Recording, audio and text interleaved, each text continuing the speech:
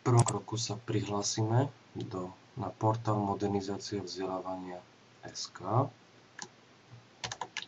Píšeme login, svoje heslo,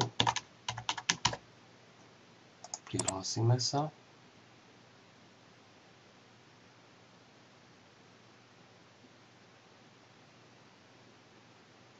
Ak chceme zavesiť fotky na portál, na tento portál Modernizácia vzdelávania, vyberiem si svoju študijnú skupinu. V našom prípade je to skupina LFZŠ. V druhom kroku si vyberieme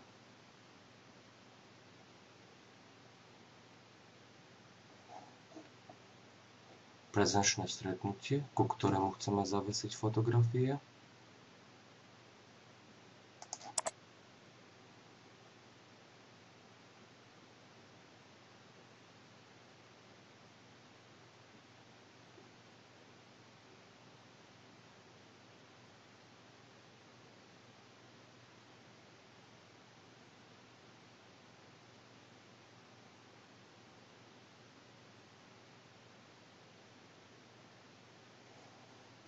No a na tejto stránke, kde sme si vybrali prezenčné stretnutie, tretia položka je upload fotografií, zavesenie fotografií, klikneme na vybrať súbor.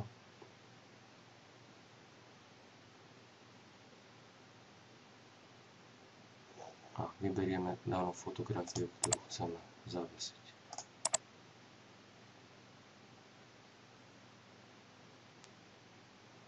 Kliknutím na odoslať fotografiu je fotografia zavesená.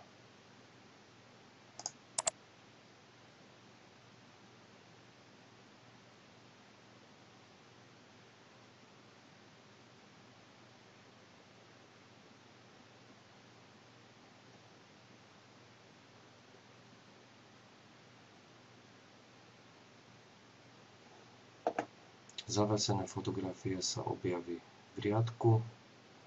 Ak sme zavesili nesprávnu fotografiu, tak môžeme fotografiu vymazať a postup zopakovať.